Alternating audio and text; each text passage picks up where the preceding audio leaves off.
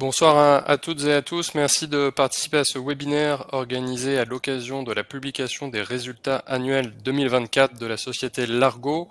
Avant de passer la parole au management de la société, sachez qu'une session de questions-réponses aura lieu à l'issue de la présentation qui va être faite dans quelques instants.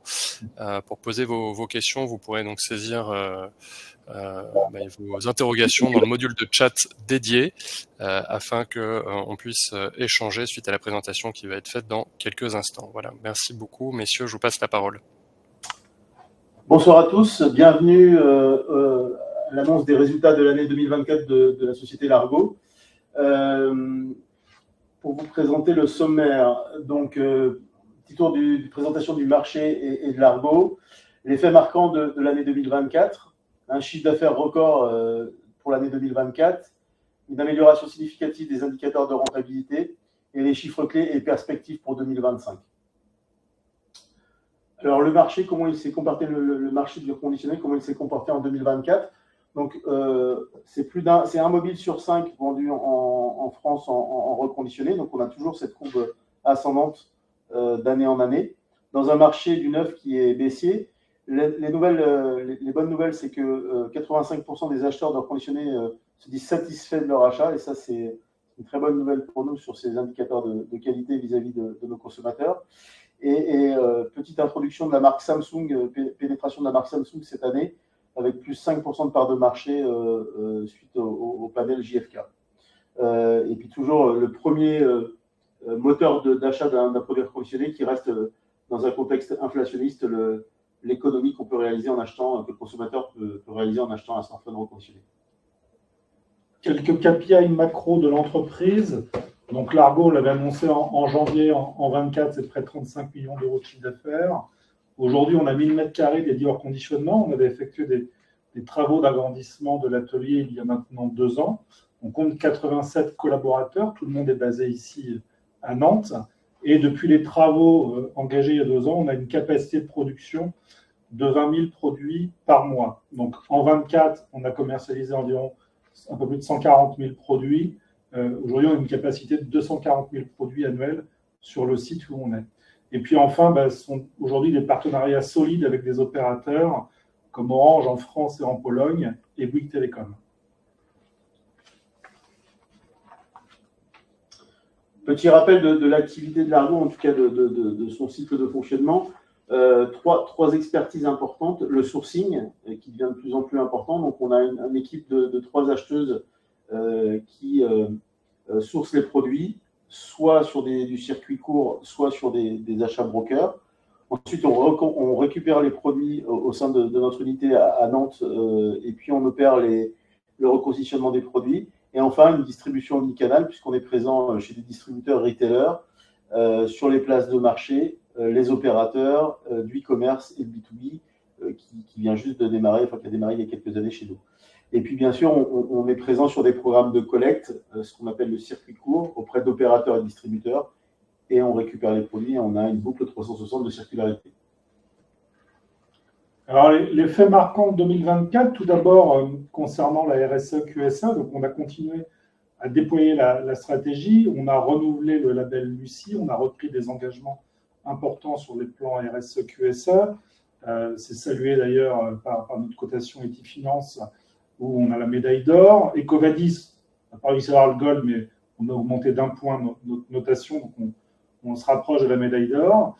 Et puis également les certifications ISO, donc 9001 et 14001 que nous avons validées l'été dernier. Donc ça, c'est important, c'est le fruit d'un travail de longue haleine, donc pour le management de la qualité et puis la prise en compte des enjeux environnementaux.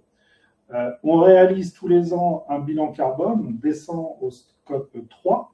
La bonne nouvelle, c'est que cette année, on a encore baissé nos émissions en proportion du chiffre d'affaires ou proportionnellement au nombre de produits reconditionnés commercialisés. Donc, on a émis 3223 tonnes de CO2 au titre de l'année 2024.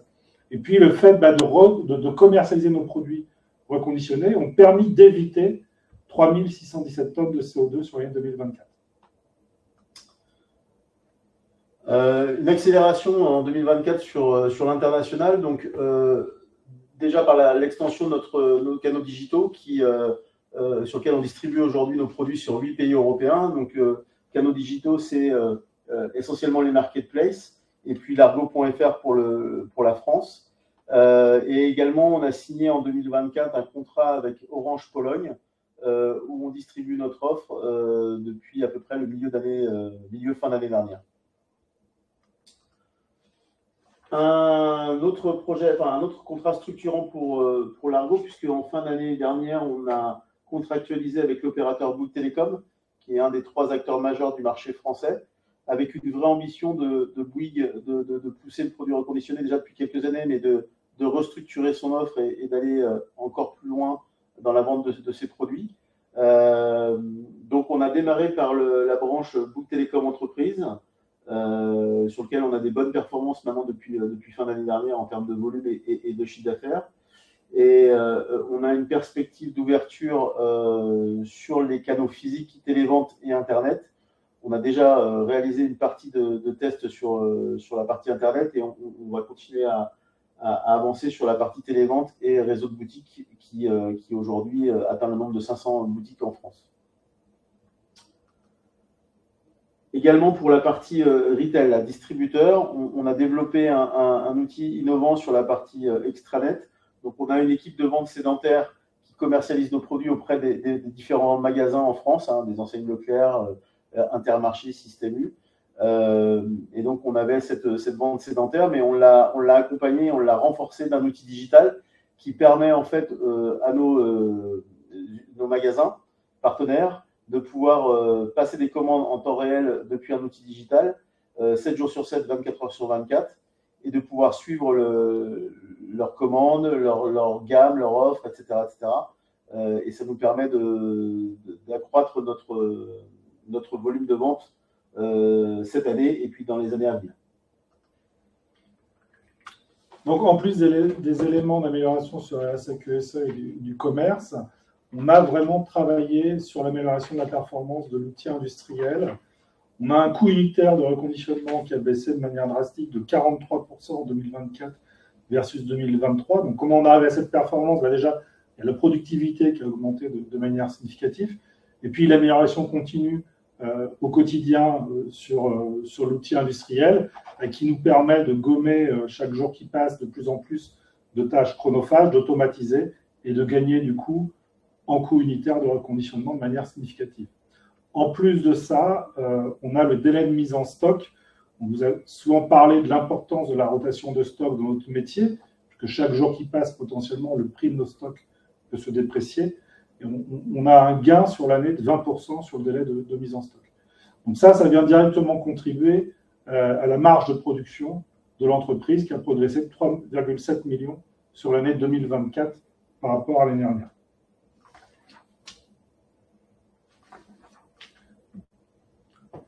Un point sur le chiffre d'affaires, donc on vous l'avait présenté au mois de janvier, donc chiffre d'affaires historique, progression historique aussi à plus de 60%, un chiffre d'affaires qui avoisine les 35 millions, avec une part des opérateurs qui grandit, puisqu'ils pèsent 63% sur l'année. Alors, les autres canaux continuent à avoir une bonne dynamique, mais c'est vrai que le volet, le segment opérateur a démarré que fin 2023 pour quelques millions d'euros de chiffre d'affaires, et aujourd'hui, il pèse plus de 20 millions d'euros sur l'année entière. Pour rentrer dans le détail de notre stratégie opérateur, donc c'est un canal vertueux, on a fait x7 par rapport à 2023, ce qui peut paraître important parce qu'on a démarré plutôt en fin d'année 2023 et on a une année pleine avec Orange. Bouygues Télécom est arrivé en fin d'année, donc on a de bonnes perspectives pour cette année 2025. Donc c'est effectivement, Frédéric le soulignait, c'est une année record puisqu'on a réalisé 22 millions d'euros de chiffre d'affaires sur ce canal opérateur, qui est un canal vertueux et qui représente 63% de notre chiffre d'affaires. On continue nos partenariats, donc on a signé un partenariat avec Orange Pologne en fin d'année dernière. On a réalisé notre première livraison de produits Apple. On est présent dans 600 boutiques et sur le site internet d'Orange Pologne. Et puis en fin d'année, cette signature stratégique avec Bouygues Télécom. Donc on est présent maintenant chez 2 opérateurs sur 4 en France. Et bien évidemment, on continue nos échanges avec d'autres acteurs du marché, aussi bien français qu'européens. Sur la partie digitale, Frédéric soulignait la bonne progression également de notre canal digital. Donc sur le site largo.fr, on a fait plus 38% de chiffre d'affaires. Donc c'est le troisième contributeur de l'entreprise en termes de canal de vente. On a diversifié les produits, pas mal d'accessoires. On fait de l'upsell avec de l'accessoire et puis des verres trempés. On a également travaillé sur la structure technique du site pour le rendre plus accessible et plus fiable à nos utilisateurs. Et on a développé pas mal de campagnes digitales, que ce soit de l'affiliation ou de l'affiliation du SEO également. Peu d'investissement en fait dans les AdWords, mais on a une bonne position aujourd'hui sur Google et on voit les fruits du travail qui a été fait sur cette année 2024 avec cette performance de plus 38%.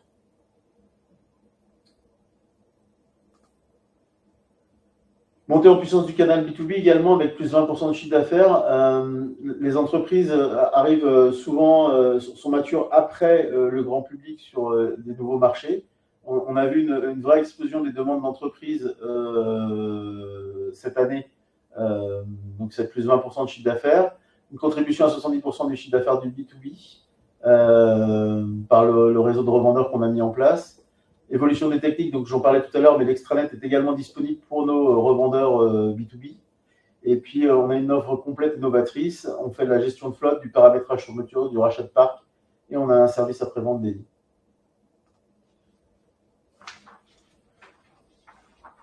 Alors, sur le volet financier, donc on a publié les chiffres ce matin. Donc, au-delà du chiffre d'affaires, on a une marge qui a plus que doublé cette année, passé de 3,5 millions à 7,4 millions. Donc ça, c'est vraiment important. C'est-à-dire que l'augmentation du chiffre d'affaires a généré de la marge et un taux de marge qui augmente de quasiment 5% sur l'année. Et puis cette marge, on en a parlé tout à l'heure, une évolution des performances de l'outil industriel avec un coût unitaire de reconditionnement qui baisse de 43%. Donc finalement, on va en reparler après, mais le coût de production a peu évolué entre 2023 et 2024, ce qui fait que ce niveau de marge, on le retrouve également sur la marge de production, la marge après le coût de reconditionnement, qui elle augmente de 3,7 millions et qui passe d'environ 3% du CA à 12,5% du CA. Et elle a progressé en plus sur l'année 2024, parce qu'au deuxième semestre de l'année 2024, elle a atteint 13,9%. L'EBITDA qui était à moins 1,4 million environ, à la fin du premier semestre, atterrit à moins 1,948 million. Sur le troisième trimestre, on a réalisé 10,5 millions de chiffre d'affaires, ce qui nous a amené à un EBITDA positif sur le troisième trimestre et sur l'entièreté du S2, moins 480 000 euros d'EBITDA. Donc, dès qu'on va chercher un chiffre d'affaires trimestriel finalement supérieur à 10 millions, 10,5 millions, on arrive à passer en EBITDA positif. C'est aussi lié, on va en reparler après, au maintien des charges de structure. La trésorerie à 3,2 millions, donc ISO à fin 2023, pas de consommation de trésorerie cette année, notamment liée à l'OC qui a été levé au mois de juin. C'est un niveau très satisfaisant pour nous pour attaquer 2025, où on va encore aller chercher de la croissance et de la croissance rentable. Autant qu'on ouvre avec un stock assez important qui a augmenté d'1,3 million par rapport à l'année dernière, ce qui est normal compte tenu de l'évolution du chiffre d'affaires. Ça n'a pas augmenté de manière proportionnelle à l'évolution du chiffre d'affaires, mais ça a quand même augmenté. Et il reste normatif puisqu'il est inférieur à 2 mois de stock, de vente. Excusez-moi. Donc après, pour revenir un peu plus en détail sur la décomposition du compte de résultat, donc la marge brute, on l'a vu, elle a augmenté de 5%. Et je vous disais, donc, ce coût unitaire de reconditionnement a baissé de manière significative, ce qui fait qu'en 2024, finalement, notre coût de reconditionnement a très peu évolué. Il est passé de 2,9 millions à 3,1 millions pour 64% de chiffre d'affaires en plus et près de 4 millions de marge brute en plus. Donc mécaniquement, C'est ce qui fait que la marge de reconditionnement a pu, elle, suivre également la progression de la marge brute à 3,7 millions. Après, en dessous, je vous disais, les charges fixes sont restées stables finalement sur l'année. Elles ont même légèrement baissé. Les charges fixes sont passées de 4 millions 536 à 4 millions 618. Donc elles sont vraiment... Non, elles ont légèrement augmenté, excusez-moi, mais elles sont restées stables. Et ce qui est important, c'est que ce taux de charge fixe, aujourd'hui, il reste stable, et deux, en 23, il pesait 22% du chiffre d'affaires, quand en 24, il pèse 13% du chiffre d'affaires. Et aujourd'hui, on a une structure qui va nous permettre d'aller jusqu'à plus de 50 millions d'euros de chiffre d'affaires. Donc, on va continuer à augmenter le chiffre d'affaires, et cette proportion de charge fixe va continuer à se tasser et améliorer les performances financières de l'entreprise. Donc, pour résumer les chiffres clés, c'est 64% de croissance de chiffre d'affaires et une atteinte de 35 millions.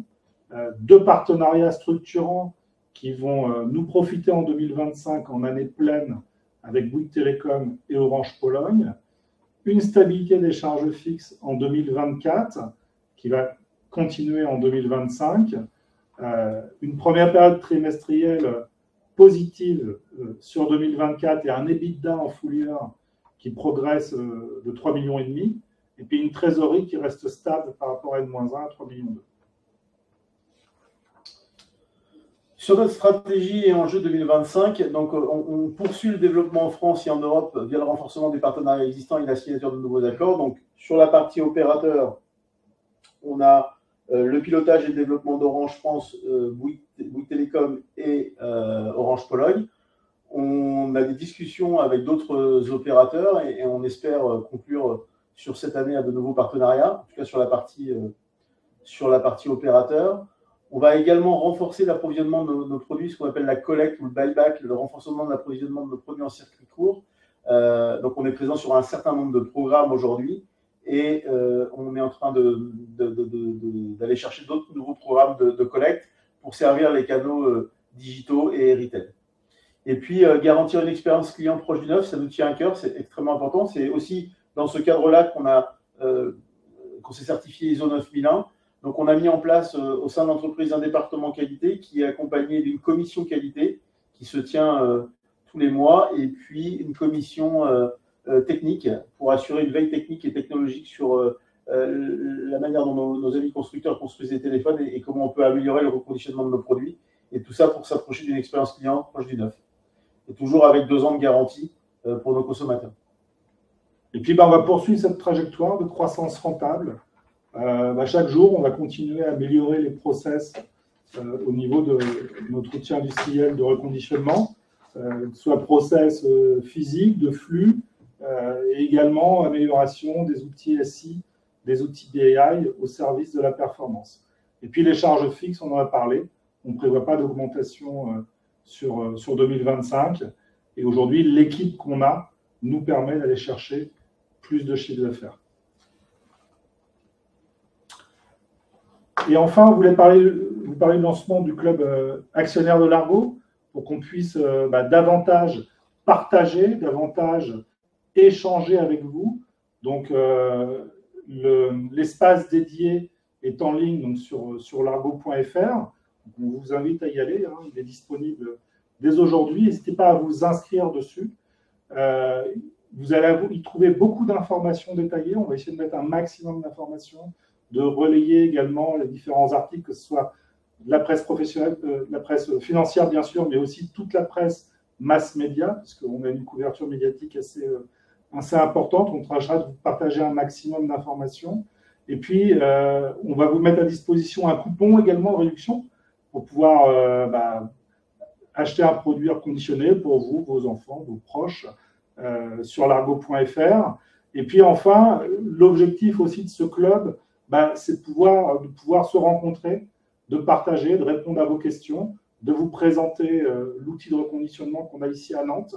Et le premier événement aura lieu le 3 juin prochain, donc avec une visite de Largo, une visite de l'outil industriel, et puis un déjeuner avec la direction pour pouvoir partager et répondre à toutes vos questions.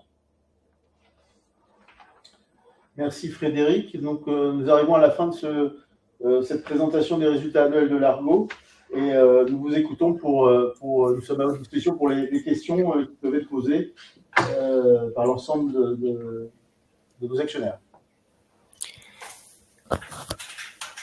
Merci beaucoup, messieurs, pour la présentation. On a une première question de la part de Jean-Michel qui demande un petit peu votre lecture, en fait, sur comment vous expliquez que le chiffre d'affaires du 4e trimestre 2024 soit en léger repli par rapport à celui du 3e trimestre, même s'il est en progression par rapport au 4e trimestre 2023. En fait, il faut savoir que le dernier trimestre, les achats des opérateurs sont clos à peu près à fin octobre, début novembre pour la période de fin d'année. Donc, en fait, il y a une activité moins soutenue des opérateurs puisqu'ils se sourcent essentiellement sur le 3e trimestre et un peu sur le 4e trimestre pour les événements de fin d'année, c'est-à-dire Black Friday et puis Noël. Donc, il y a un léger infléchissement de la performance des achats opérateurs en fin d'année qui aurait dû être compensé par le web et qui sera compensé l'année prochaine par le web parce qu'on a eu des performances web un petit peu moins bonnes en fin d'année que d'habitude. Très clair, merci beaucoup Christophe. Est-ce que vous regardez des sujets de croissance externe? Pas du tout, non. On n'a pas de sujet de croissance externe. On a des dossiers qui nous sont proposés. Mais non, aujourd'hui, on reste focus sur l'Argo. C'est un peu ce qu'on avait partagé il y a 2 ans. 2023, c'était l'année où voilà, on avait un gros travail à faire sur le stock, valider le modèle économique et préparer vraiment le retour à la croissance. 24, là, on le voit, il y a une très forte croissance. On voit que les KPI financiers sont bons. Il faut qu'on aille au bout de la démarche, aller chercher 45, 50, 55 millions d'euros de chiffre d'affaires, arriver à la profitabilité. Et puis là, on pourra regarder en effet les croissances externes. Mais aujourd'hui, non, ce n'est pas à l'ordre du jour. C'est pas d'actualité. Ok. On a également une autre question de la part de Jérôme qui demande si vous répondez aux appels d'offres de l'administration. Alors, on a répondu, on en a un qui est en cours là pour la ville de Nantes. Après, la réponse à des appels d'offres, c'est extrêmement chronophage. Pour vous expliquer comment est structurée la partie B2B chez l'Argo ou appel d'offres public, on travaille, donc on a une équipe pas très importante sur la partie B2B parce que c'est un marché, un canal naissant.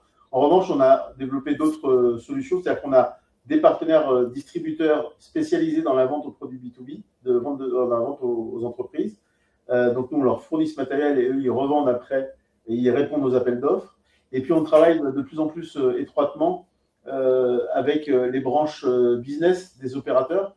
Donc, on travaille avec Orange Business Solutions et Bouygues Télécom Entreprises qui, eux, répondent à des appels d'offres publics ou privés et on vient s'adosser à eux pour la fourniture de matériel reconditionné. D'accord. Est-ce que vous pouvez faire un point sur le marché, peut-être le marché français, j'imagine, sur la taille estimée du marché et puis votre position par rapport à vos concurrents? Est-ce que c'est des données que vous disclosez? Est-ce que voilà la part de marché qu'occupe l'Argo sur le marché national? Alors, le marché, Christophe l'a présenté tout à l'heure, donc c'est 3,3 millions d'unités en France. C'est un marché qui pèse environ 1 milliard. Après, l'air conditionneur, on n'a pas accès à la totalité du marché. Pour rappel, on a souvent parlé, donc il y a plus de 2/3 du business qui se fait sur le digital et on a une grande partie de ce business qui est préempté par des acteurs qui ne sont pas européens, qui ne s'acquittent pas de la TVA au passage. Et voilà, c'est énormément préempté par des acteurs hors Europe, principalement des acteurs asiatiques. Donc, on a accès à la moitié à peu près du business qui se fait sur le digital. Après, sur le business retail, dans ce chiffre de 3,3 millions, il y a également tous les occasionnaires. Donc, les Easy Cash, les Happy Cash, les Cash Converters, etc., qui font énormément de reprises en comptoir et de revente. C'est environ 400 000 unités. Donc, finalement, les reconditionneurs ont accès à peu près à la moitié du marché. Et en 2024, on a une part de marché d'environ 7-8%. Donc, pour une entreprise qui a été créée il y a 9 ans, voilà, on arrive aujourd'hui sur une part de marché au niveau national de 7-8%. Et donc c'est bien parce que déjà c'est une belle, un beau chiffre, une belle progression, mais ça veut dire qu'il y a un terrain de jeu encore très important. On fait partie des 4 du quatuor de reconditionneurs français. En France, il y a eu des consolidations ces dernières années. Et aujourd'hui, en tout cas en mode industriel, il y a peu d'acteurs, il y a peu d'entrants. Et donc, on consolide nos positions sur le marché avec une croissance organique. Est-ce que vous pouvez rappeler pour les moins avertis, qu'est-ce qu'un outil SI? Qu'est-ce qu'un outil SI? Un système d'information, c'est un programme informatique. C'est le système. En fait, non, mais aujourd'hui, en fait, je pense, comment ces outils vous ont aidé justement à afficher les performances que vous publiez ce matin? On est dans un business qui est relativement complexe parce qu'on n'est pas dans des produits neufs qui sont issus d'une chaîne de production linéaire.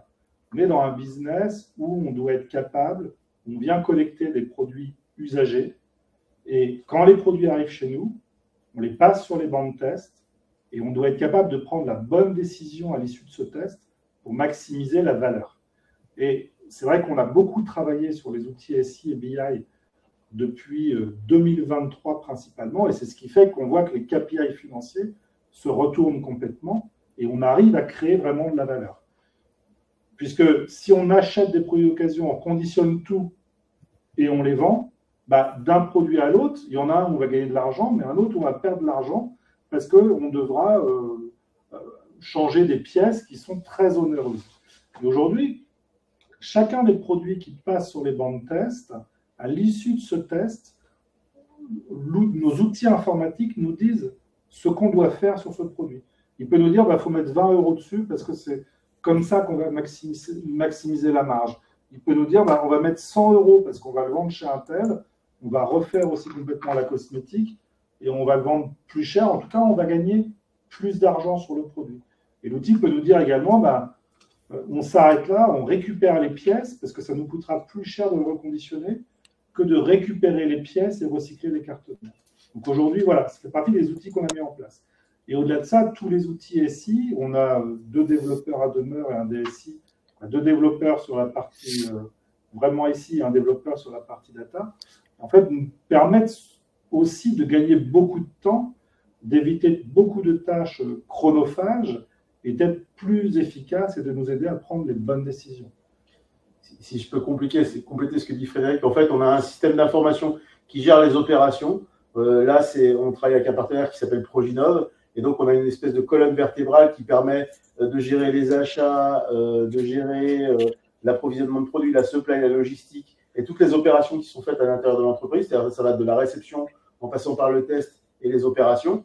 Et puis, effectivement, Frédéric, il est à la tête aussi d'un département qui est ce qu'on appelle le BI, la Business Intelligence, où là, c'est de la création de tableaux de bord et qui nous permettent d'avoir des arbres de décision, comme l'a précisé Frédéric, des arbres de décision en fonction de l'origine du produit, des opérations à mener dessus, ce qui a permis cette année, effectivement, d'améliorer nos points de marge. On devient plus intelligent. Et l'objectif, c'est aussi d'aller chercher demain de l'IA prédictive pour venir compléter ces tableaux de bord business intelligente, ces arbres de décision, pour affiner et gagner des points de marge au quotidien. Merci messieurs. Est-ce que vous prévoyez de faire appel au marché? Didier demande s'il y aura une nouvelle augmentation de capital. Alors, je vous parlais de niveau de trésorerie, il est très satisfaisant pour attaquer 2025. On ne prévoit pas d'augmentation de capital, on ne prévoit pas de faire appel au marché. Si on doit aller chercher quelque chose, ce sera plutôt de la dette en OC ou pas, ou non dilutif, mais aujourd'hui, ce n'est pas à l'ordre du jour. Et si ça devait arriver, ça voudrait dire qu'il y a des gros dossiers en signature. Parce que si ça devait arriver, ça veut dire qu'on aura un BFR plus important que ce qu'on a estimé. Et si c'est le cas, ça veut dire qu'on a des gros dossiers qui arrivent en signature. Donc, ce sera plutôt des bonnes nouvelles. Mais ce n'est pas prévu à ce jour. C'est pas prévu à ce jour, ok. Est-ce que les décisions, les récentes décisions en termes de droits de douane, ça vous impacte, pardon, de la part des autorités américaines? Est-ce que ça a un quelconque impact pour l'Argo? Alors, déjà, c'est un peu tôt pour en parler parce que les annonces ont été faites ce matin. Mais nous, on a du sourcing, on source aux États-Unis, on source en Europe. On peut privilégier plus un sourcing Europe qu'un sourcing États-Unis en fonction de ce qui sera décidé par la Commission européenne.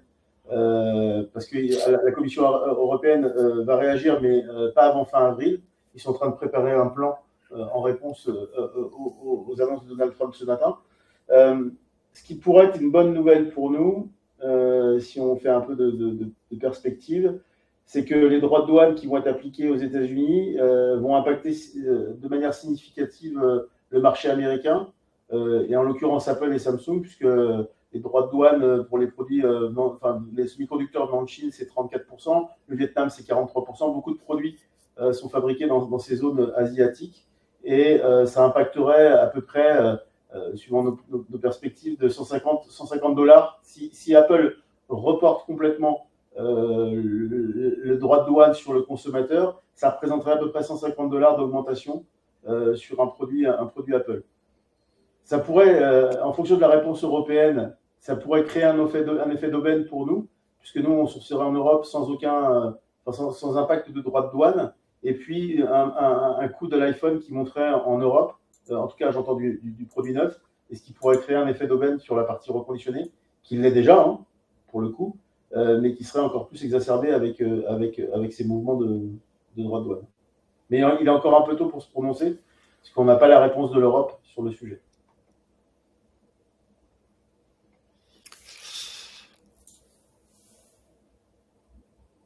Prochaine question, est-ce qu'avec la structure actuelle de la société, à combien estimez-vous vos capacités pour augmenter votre chiffre d'affaires? Alors, il me semble qu'on en a parlé pendant le webinaire. Aujourd'hui, avec la structure qu'on a, on peut aller chercher plus de 50 millions € de chiffre d'affaires. Et on a un atelier qui est dimensionné aujourd'hui pour traiter 20 000 produits par mois, soit 240 000 produits annuels. On en a traité environ 140 000 l'année dernière.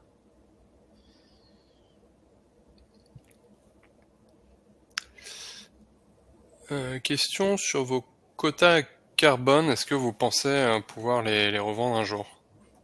Alors, c'est une bonne question. C'est vrai que dans la présentation, on vous parlait de l'évitement et des tonnes carbone évitées. Alors, ce n'est pas un chiffre qui sort comme ça du chapeau, puisque l'ADEME avait réalisé des ACV, des smartphones. Et donc, on avait travaillé sur une méthode pour que la profession puisse bénéficier de crédits carbone. C'est chose faite. Aujourd'hui, on a l'accréditation des crédits carbone. Donc, on avait commencé par faire 2022. Donc là, les crédits carbone sont en cours de commercialisation. Et on va lancer également les calculs pour 2023 et 2024. Et les crédits vont être commercialisés. Je sais qu'on est déjà positionné sur 2 appels d'offres français. L'objectif est quand même d'avoir donné beaucoup de sens à cette commercialisation. On pourra les commercialiser sur des plateformes internationales, mais ce n'est pas ce qu'on veut faire. Et là, on est positionné sur 2 appels d'offres en France, un d'un festival très connu. Dans le sud de la France. Dans le sud de la France, et l'autre sur un projet très régional qui est intéressant puisqu'ils veulent uniquement des crédits carbone d'entreprises du territoire. Donc oui, c'est prévu, on va commencer à les commercialiser cette année. Et on vous tiendra informé. De manière rétroactive, puisqu'on va commercialiser 2022, 2023. 22, 23, 24. Et dans le prolongement, est-ce que vous savez quantifier combien d'euros par téléphone reconditionné en crédit carbone? Je sais pas si ça... Alors, ce n'est pas des gros montants. Hein. Je ne vais pas vous le donner en euros par téléphone. Non, malheureusement, ce ne sont pas des gros montants. Mais là, sur 22, 23, 24, on va parler en gain net pour l'Argo d'environ 150 000 €. Donc, c'est bien. C'est bien. Déjà, c'est un gain financier. Et puis, c'est intéressant parce que ça, voilà, on participe à des projets. Ça va mettre de la synergie avec d'autres entreprises, d'autres acteurs des territoires. Donc, c'est plutôt une bonne chose.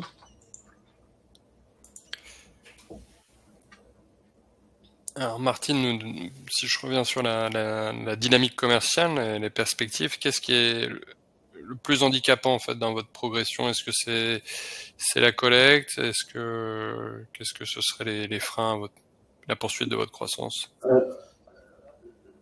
Alors la signature, si on parle d'opérateurs, la signature avec des opérateurs majeurs, c'est compliqué et c'est long. Alors enfin, d'avoir signé avec Orange, ça nous simplifie un peu la vie vis-à-vis de leurs confrères français. Ce qui est le cas pour Bouygues, où on a mis moins de temps à rentrer chez Bouygues que le temps qu'on a mis à rentrer chez Orange. Donc là, on n'a pas vraiment de frein. Ce qui peut être un peu complexe, c'est la législation européenne, qui aujourd'hui n'est pas très claire sur la partie seconde vie.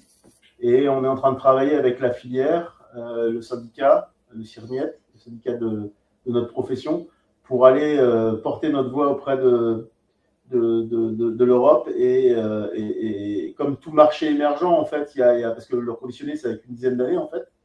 Et donc, l'Europe maîtrise très peu les sujets de circularité, en tout cas de produits reconditionnés. Et l'idée, c'est d'aller prêcher la bonne parole auprès de la Commission européenne, de façon à faciliter la circulation des produits de seconde vie partout en Europe. Parce qu'en France, on a un marché plutôt mature. Les acteurs, les donneurs d'ordre sont plutôt, on va dire, facilitants parce qu'il y a un vrai marché. En Europe, c'est moins le cas. Le marché est moins mature en Europe. Et donc, ces contraintes législatives sont un peu complexes à contourner, en tout cas à expliquer aux grands donneurs d'ordre européens. Et c'est le travail qu'on est en train de mener pour pouvoir faciliter la circulation de produits reconditionnés partout en Europe. On n'a pas de contrainte majeure pour avancer, Martine, soyez rassurés. Cette année, les contrats Orange Pologne et Bouygues Télécom vont bénéficier en année pleine à la croissance de chiffre d'affaires. Christophe en parlait tout à l'heure. Bouygues, aujourd'hui, on n'est que sur la partie entreprise, mais on va démarrer très prochainement le réseau de boutiques. Donc, on va être également présent dans les boutiques grand public. Donc, et puis, vous doutez qu'on on est en discussion avec d'autres acteurs, que ce soit en France ou que ce soit sur le plan européen. On n'a pas d'inquiétude également sur le sourcing. On a su accompagner la croissance cette année. On en a encore sous le pied. En tout cas, on a anticipé la croissance à venir côté sourcing. Et l'outil industriel, on en a parlé, il est capé pour prendre 100 000 produits de plus qu'en 2024. Donc, ne vous inquiétez pas, Martine, pas de frein pour accélérer. Et sur l'international, est-ce que, une question sur votre partenariat avec Orange Pologne, est-ce que ce type de partenariat peut être amené à être décliné dans d'autres pays?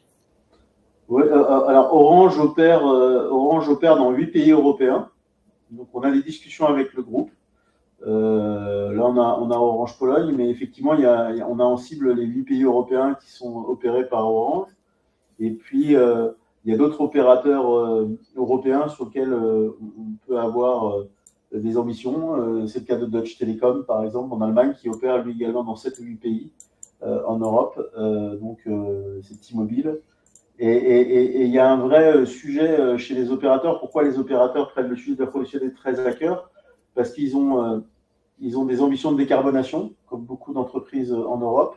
Et le reconditionné est un axe de décarbonation pour les opérateurs. Donc, ils prêtent énormément attention à cette offre, Orange en particulier.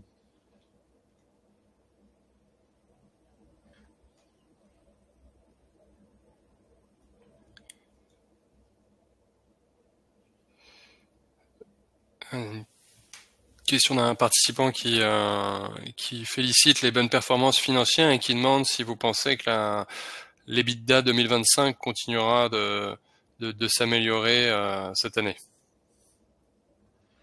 Alors oui, l'EBITDA continuera de s'améliorer cette année. Le but est d'aller chercher plus de chiffre d'affaires avec des taux de marge qui augmentent. Donc oui, bien sûr, l'objectif est d'aller chercher un EBITDA qui s'améliore. Et puis, vous l'avez vu au T3. On est passé EBITDA positif au T3 sur un chiffre d'affaires de 10,5 millions. Donc ça vous donne un peu de perspective. Et oui, bien sûr que les indicateurs financiers vont continuer à s'améliorer. Juste un petit point qui est important de souligner, c'est qu'on a une activité beaucoup plus forte au S2 que sur le S1. Le S1, on sort sur le premier trimestre, on sort de Noël. Le T1 est toujours un peu plus faible que le reste des trimestres. Et on a une vraie accélération, Frédéric pourra le confirmer, une vraie accélération sur le S2, c'est ce qui s'est passé l'année dernière en termes de performance. Oui, donc c'est important de rappeler cette saisonnalité, en effet. On a une nouvelle question sur l'EBITDA 2024. Qu'est-ce qui explique la détérioration du résultat d'exploitation en 2024 par rapport à l'EBITDA qui, lui, s'apprécie par rapport à l'EBITDA 2023? Ah non, par rapport à 23. Oui.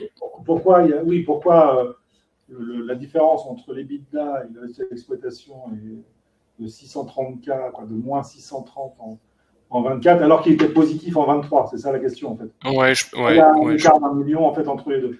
En fait, en 23, souvenez-vous, on avait ouvert l'année avec un stock très important et avec une provision sur dépréciation de stock de plus de, je crois, 1,3 million. Et comme on a fait tourner ce stock sur 2023, cette provision, elle a fondu comme neige au soleil. Et c'est pour ça qu'on s'est retrouvé avec un boni, finalement, entre l'EBITDA et le résultat d'exploitation. Le 630 de dotation pour les amortissements, les provisions, etc., entre l'EBITDA et le résultat d'exploitation de 2024 est normatif. C'était suite 2023 qui n'était pas normatif parce qu'il y avait environ 1 million de reprises de provisions. Merci beaucoup. Ouais, je pense que c'était important de faire ce rappel et ça répond à la question de Jean-Michel. Est-ce que vous avez des charges d'emprunt qui arrivent à échéance cette année ou l'année prochaine? Alors, qu'est-ce que vous entendez par des charges d'emprunt? Je pense que je sais pas, c'est des fins d'emprunt. Sur les résultats financiers. Des fins d'emprunt. Sur les emprunts bancaires, on a 3 millions, environ 3 millions de dettes aujourd'hui. Ce sont des crédits qu'on rembourse tous les ans. Il y aura un bout de PGE, en effet, qui va sortir. Mais bon, ça, vous aurez tout ça dans les éléments, dans le rapport de gestion qui sera mis en ligne avant la fin du mois. Il y aura tout le détail. Mais on a 3 millions de crédits. Alors, ils ne vont pas s'arrêter l'année prochaine. Hein. C'est des crédits qu'on a commencé à rembourser il y a à peu près 1 an. Donc, non, ils vont continuer. Il y a juste les PGE qui doivent s'arrêter. Les PGE vont s'arrêter prochainement. Mais vous aurez tout le détail sur la documentation comptable, le rapport de gestion qui sera mis en ligne. Est-ce que vous prévoyez de mettre en ligne, il y a un participant qui arrive un petit peu en retard et qui demande s'il y aura un replay qui sera, j'imagine, mis à disposition, notamment sur l'espace Club Actionnaire? Tout à fait, oui. Vous pourrez retrouver le replay sur l'espace Club Actionnaire. Alors, ouais, la personne qui avait posé la question sur l'EBITDA, le résultat d'exploitation, remercie en disant que c'est très clair et vous félicite pour les résultats et les perspectives. On est arrivé au bout des questions. Il y a également plusieurs personnes qui saluent l'initiative du lancement du club. Je ne sais pas si vous voulez dire un petit mot pour conclure cet échange. Eh ben, on serait ravis de voir nos actionnaires le 3 juin en physique. Voilà. Si vous pouvez vous déplacer dans notre belle région nantaise, on se fera un plaisir de vous accueillir au sein de notre entreprise et de vous faire partager les secrets du reconditionnement by Largo. Donc rendez-vous le 3 juin. Merci beaucoup, messieurs. Bonne soirée à toutes et à tous. Merci à tous pour votre écoute et vos questions. Merci, au revoir. Au revoir. Au revoir.